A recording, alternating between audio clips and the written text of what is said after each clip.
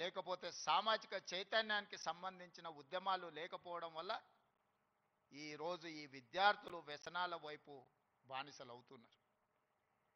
ఇది మనందరం ఇక్కడున్న మేధావులందరూ ఆలోచన చేయాలి, చర్చ చేయాలి. ఈ పరిస్థితుల్లో మనందరం ఒకనాడు తెలంగాణ సమాజంలో కావచ్చు, ఈ దేశంలో కావచ్చు, శ్రీమతి ఇందిరాగాంధీ గారు, పివి నరసింహారావు గారు తీసుకొచ్చిన agriculture ceiling act, urban ceiling act ద్వారా జాగీర్దారులు, జమీందారులు, భూస్వాముల దగ్గర ఉన్న వేలాది ఎకరాల భూములను, కొన్ని లక్షల ఎకరాల భూములను సేకరించి దళితులకు, గిరిజనులకు అసైన్మెంట్ పట్టాల పేరు మీద భూములు ఇచ్చారు. ఆనాడు గ్రామాలలో భూమి ఉండడం ఆత్మగౌరవం, వ్యవసాయం చేయడం ఆ కుటుంబానికి గుర్తింపుగా ఉండి ఆనాడు ప్రభుత్వాలు ఇందిరమ్మ పేరు మీద అసైన్మెంట్ భూములను పేదలకు లక్షలాది ఎకరాలు పంచారు. ఆ తర్వాత పోడు భూముల పట్టాలు 25 లక్షల ఎకరాల అసైన్మెంట్ భూముల పట్టాలు దళితుల, గిరిజనులకు ఇస్తే 10 లక్షల ఎకరాల భూములు ఆదివాసీలకు పోడు భూముల పట్టాలిచ్చి ఈరోజు ఈ రాష్ట్రంలో దళితులు, గిరిజనులు భూ యజమానులుగా ఉన్నారు అని అంటే ఆనాడు తీసుకొచ్చిన అగ్రికల్చర్ సీలింగ్ యాక్ట్ అన్న సంగతి ఈరోజు మనందరికీ తెలుసు. ఈరోజు సొంత ఇంటి కళ. నేను ఖానాపూర్లో ఒక ఆదివాసీ బిడ్డకి ఎమ్మెల్యే టికెట్ ఇచ్చిన. అతనుకున్న గొప్ప ఆస్తి ఏందంటే వాళ్ళ తండ్రికి ఇందిరమ్మ ఉన్నప్పుడు ఇచ్చిన ఇందిరమ్మ ఇల్లు. నేను అక్కడ నాగోప జాతర దర్శించుకోవడానికి ఒక గిరిజన సాంప్రదాయానికి సంబంధించి గుడిని సందర్శించినప్పుడు చైతన్యం కలిగిన యువకుడిగా వాళ్ళందరినీ సమన్వయం చేస్తూ ఒక యువకుడు నాకు కనిపించింది. పిలిచి పేరు అడిగినా నాకు అర్థం కాలే. తర్వాత నా పక్కన వాళ్ళకి చెప్పిన, అబ్బాయి ఫోన్ నెంబర్ తీసుకోని. చదువుకున్నాడు, చైతన్యం ఉన్నది, ఫీల్డ్ ఎన్ఆర్ఈజేఎస్లో ఫీల్డ్ అసిస్టెంట్గా పనిచేస్తున్నాడు అని చెప్తే అతన్ని పికప్ చేసుకొని ఎమ్మెల్యే టికెట్ ఇస్తే ఈరోజు ఎడమ బొజ్జు పేరు మీద శాసనసభలో ప్రాతినిధ్యం వహిస్తున్నాడు. దానికి కారణం చదువు, చైతన్యం. ఈరోజు లక్ష్మణ్ మంత్రి అయినా, కుమార్ వైస్ ఛాన్సలర్ అయినా, ప్రొఫెసర్ కాసిం గారు ప్రిన్సిపల్ గారైనా, ఈ యోగితా రాణా గారు వారి సామాజిక నేపథ్యం మీరు తెలుసుకోండి, వారు ఐఏఎస్ ఆఫీసర్ ఇక్కడ ఉన్న, ఇక్కడ చాలామంది రాణించిందంటే చదువు ఒక్కటే కారణం. ఇవాళ చదువును మనం నిర్లక్ష్యం చేసే పరిస్థితి లేదు. ఈరోజు నేను ఉన్న వాస్తవం మీ దగ్గర చెప్పదలుచుకున్నా. నా దగ్గర పంచడానికి భూములు లేవు. మిమ్మల్ని ధనవంతులు చేయడానికి ఖజానా ఖాళీగా ఉన్నది. ఖజానా ఒట్టిపోయి ఉన్నది. భూములేమో లేవు, పంపకాలు జరిగిపోయినాయి. ఈరోజు తెలంగాణలో 1,50,00,000 ఎకరాల వ్యవసాయ యోగ్యమైన భూములు ఉంటే 96% చిన్న సన్నకారు రైతులే. అంటే ఎకరము, 2 ఎకరాలు, 3 ఎకరాలే. ఇప్పుడు అగ్రికల్చర్ సీలింగ్ యాక్ట్ తెచ్చినా నేను గుంజుకోవడానికి గజం కాదు కదా, ఇంచు భూమి కూడా లేదు. అందుకే మా దళితులకు, మా గిరిజనులకు, మా బలైన వర్గాలకు, మా మైనారిటీ సోదరులకు, మా తమ్ముళ్ళకు, మా చెల్లెళ్ళకు నా సూచన ఒక్కటే, మీరు ధనవంతులు కావాలి, మీరు గొప్ప వ్యక్తులు కావాలి అని అంటే రాష్ట్ర ప్రభుత్వం పంచడానికి భూములు లేవు, నింపడానికి ఖజానా లేదు. మీకు నేను ఇవ్వగలిగింది విద్య ఒక్కటే, నాణ్యమైన విద్యనే. మీ తలరాతలను మారుస్తుంది. మీ తలరాతలు మారాలంటే మీరు చదువుకోవాలి. చదువు ఒక్కటే పరిష్కారం. చదువు ఒక్కటే మిమ్మల్ని గుణవంతులు చేస్తుంది, ధనవంతులను చేస్తుంది, శ్రీమంతులు చేస్తుంది. ఈ తెలంగాణ సమాజంలో మిమ్మల్ని భాగస్వాములను చేస్తుంది. చదువుకునే వయసులో మీరు ఇతర వ్యాపకాలకు లోనైతే జీవితాంతం బాధతోని కుళ్ళి కృషించి చావాల్సిన పరిస్థితి వస్తుంది.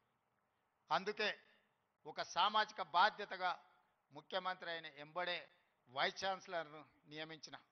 వాళ్ళనే ఇంటర్నల్ ఒక సబ్ కమిటీ వైస్ ఛాన్సలర్తో వేసి మీ విద్యా ప్రమాణాలు పెంచుకోవాలంటే నేను చేయగలిగింది ఏందో మీరు చెప్పండి. నియామకాలతో పాటు ప్రొఫెసర్ల వయసు పెంచడంతో పాటు నిధుల కేటాయింపు వరకు మీకు ఏం కావాలన్నా మీకు పూర్తి స్వేచ్ఛనిస్తున్నా, మీరు ప్రణాళికలు సిద్ధం చేసుకోండి అని ఆదేశాలు ఇచ్చిన. ఇవాళ తెలంగాణ సమాజంలో సామాజిక న్యాయంతో వైస్ ఛాన్సలర్లను నియమించడం, చిన్న వివాదం లేకుండా, ఒక ఆరోపణ లేకుండా మొట్టమొదటిసారి తెలంగాణలో మనం వైస్ ఛాన్సలర్లను నియమించుకోగలిగింది. ఇవాళ పబ్లిక్ సర్వీస్ కమిషన్కి ఒక బలహీన వర్గాలకు సంబంధించిన బుర్రా వెంకటేశంని ఒక రెసిడెన్షియల్ స్కూల్లో గవర్నమెంట్ హాస్టల్లో చదువుకున్న విద్యార్థి ఈరోజు పబ్లిక్ సర్వీస్ కమిషన్ చైర్మన్గా పనిచేస్తున్నాడు. వీళ్ళందరికీ ఒక చైతన్యం ఉంది, సామాజిక బాధ్యత ఉంది, కష్టాలు చూసి వచ్చారు. పేదరికం వాళ్ళ జీవితంలో ఒక భాగం. కొంతమందికి పేదరికం ఎక్స్కర్షన్. పేదరికం ఎట్లుంటుందో అంటే పట్టణం నుంచి పెద్ద బెంచ్ కార్ వేసుకొని పోయి చూసి పేదరికం ఓహో ఇట్లుంటుందా అని చూసి వచ్చే ఎక్స్కర్షన్ కొంతమంది పెద్దోళ్ళకు. కానీ ఆ పేదరికంలోనే పుట్టి ఆ పేదరికాన్ని అనుభవించి ఆ పేదరికంలో నుంచే అభివృద్ధి పదం వైపు నడిచిన వాళ్ళు ఈరోజు తెలంగాణ రాష్ట్రాన్ని నడుపుతున్నారు. పేదరికం అంటే మాకు కొత్త కాదు, పేదరికం మాకు చుట్టం కాదు, పేదరికం మా జీవన విధానంలో ఒక భాగం. మేము ఆ పేదరికాన్ని చూసి వచ్చినాం. ఆ పేదరికాన్ని పారద్రోలడం మాకంటే ఎక్కువ ఎవరికి తెలియదు. ఎవరి మీద మనం ఆధారపడాల్సిన పని లేదు. అన్ని శక్తియుక్తులు, తెలివితేటలు, అధికారం నిర్ణయించే శక్తి మన దగ్గర ఉంది. మరి మీరు ఎందుకు దీన్ని ఉపయోగించుకోరని నేను అడుగుతున్నా.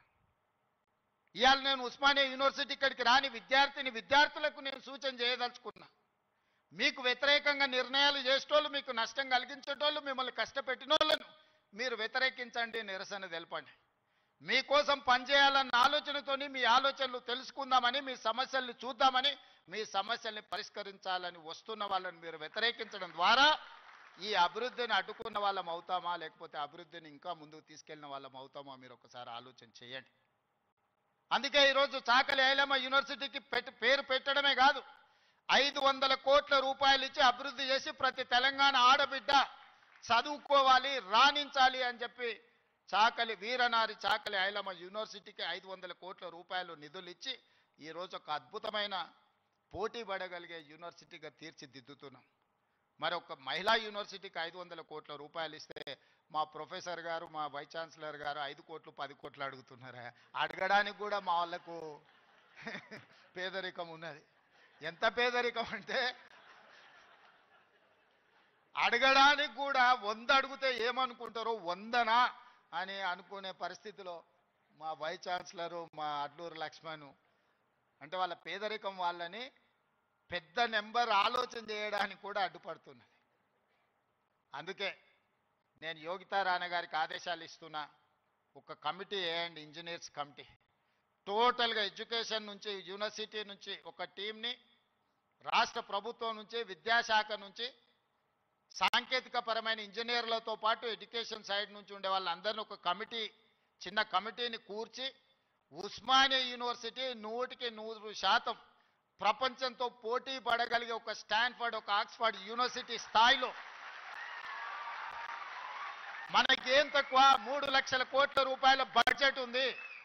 ఎవడో 1,00,000 కోట్లు కట్టింది, కూలింది, పోయింది, 1,00,000 కోట్లు గంగలో పోయింది, గోదావరిలో పోయింది. మీకోసం ఒక 1000 కోట్లు ఖర్చు పెట్టడానికి మాకేమన్నా దరిద్రం ఉందా? నేను స్పష్టంగా చెప్పదలుచుకున్నా. ఈ సంవత్సరం విద్యాశాఖ కోసము 40,000 కోట్లు ఖర్చు పెట్టిన 40,000 కోట్లు ఈ సంవత్సరం young India integrated residential schools 100 నియోజకవర్గాల ఉస్మానియా యూనివర్సిటీ, ఓ గద్దరన్నను, ఓ జార్జి రెడ్డిని ఇచ్చిన ఉస్మానియా యూనివర్సిటీ,